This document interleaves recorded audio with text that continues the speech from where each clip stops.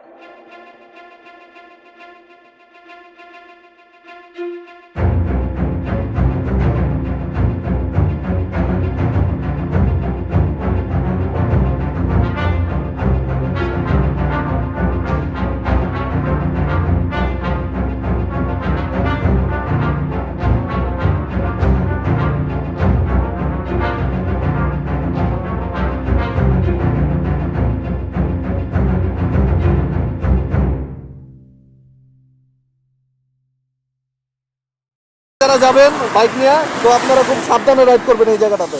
ওকে।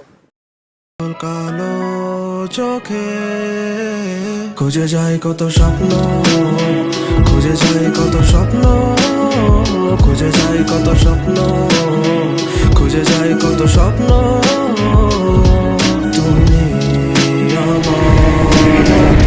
এখানে আমরা আছি দোলেশ্বর নদী। এটা কি অন্ত দোলেশ্বর নদী নাকি? দোলেশ্বরী শাখা নদী, সামনে মূল নদী আছে। আচ্ছা, এটা শাখা নদী। নদীতে তো একদমই পানি নাই, যে অবস্থা নদীর। ওই জায়গায় নিচে ধান ক্ষেত দেখা যেতেছে, জোস একটা ধান ক্ষেত, অস্থির প্লেস। ও যে ওদিকটা কিছু চলাচল করতেছে, কি যেন দেখা যায়। আচ্ছা, এটা কি পিছনে যে তোমার এই আছে, এটা মনে হয় পদ্মা সেতু। আগে রোড ছিল, ওই যে ওই পাশেরটা, ওটা কি আগে সেতু ছিল? হ্যাঁ, আগে রোড ছিল, তো এই জায়গা দিয়ে সেতু করছে। ও আচ্ছা আচ্ছা, বুঝতে পারছি। যাক, আমরা কত দূর আসলাম কে জানে। এই যে দূর থেকে দেখা যাইতেছে মামা, জিক্সারে ভালো পারফরমেন্স পাওয়া যাইতেছে। চাকা দেখছো অন্তু, টায়ারটা দেখছো, ভালো ক্ষয় হয়েছে, গরম হয়ে গেছে, একদম কালো দাগ হয়ে গেছে। যাই হোক, আমি সাবধানে রাইড করছি, আপনারা সবাই সাবধানে রাইড করবেন এই রোডটাতে, কারণ এটাতে টপ স্পিড অনেকে তুলে, বাট টপ স্পিড তুলতে গেলে নিজের জীবনে ঝুঁকি নেবেন না, ঠিক আছে? তো খুব স্পিড তুলবেন না, সাবধানে রাইড করবেন। আর এদিকে ধরেন আপনারা যদি গাড়িটারে কেউ কিছু থামান, খুব সাবধানই করবেন। কিন্তু সাইডে এসে পড়ো, এদিকটা গাড়িটারে হঠাৎ করে যাবে, ঠিক আছে? ওকে, আমি তোমার মতো খুঁজে যায় কত স্বপ্ন, খুঁজে যায় কত স্বপ্ন, খুঁজে যায় কত স্বপ্ন, খুঁজে যায় কত স্বপ্ন। স্বপ্ন মানে ধোকা, ধোকা ভাঙে স্বপ্ন। আমার গল্প লেখা ছিল যতগুলা রয়ে গেল খুবই অল্প। আমি জানতে চাই না, বাঁচতে চাই না, দোলেশ্বরের মেন শুনতে নদী, চাই। প্রধান নদী মনে হয় না? এই যে সামনে আছে টোল প্লাজা, আমরা কাছাকাছি আইসা পড়ছি, চলে যাবো। কত স্বপ্ন, খুঁজে যায় কত স্বপ্ন, আমার কাজিন প্রকৃতির ডাকে সারা দিতেছে, নিচে চলে গেছে। প্রকৃতির যে ডাক, সে ডাকে সে সারা না দিয়ে পারে নাই। আচ্ছা, আমরা কাছাকাছি আইসা পড়ছি, আমরা চলে যাবার বেশিক্ষণ নাই। এই হলো কাহিনী। বাট বাইকের মধ্যে ধাম করে একটা শব্দ হয়েছে, এই শব্দটা কি, সে শব্দ বুঝতে পারতেছি না। একটা পোড়া পোড়া গানও লাগতেছে সিটের নিচে, একটা মানে বুঝতে পারতেছি না সমস্যাটা কি। আসলে নিচে কিছু ফিউজ হয়েছে নাকি সন্দেহ আমার। আচ্ছা, যাই হোক, আমরা তাইলে দেখে থাকি। বাইক টোটাল হয়েছে 8107 কিলো। বাসা থেকে বেরোর সময় দেখছিলাম 8039 কিলো। প্রায় চলছে 60, 66, 67 কিলোর মতো চলছে আর কি। খারাপ চলে নাই। বাসগুলা যে টানে টান দিতেছে, বাপরে বাপ, বিশাল অবস্থা।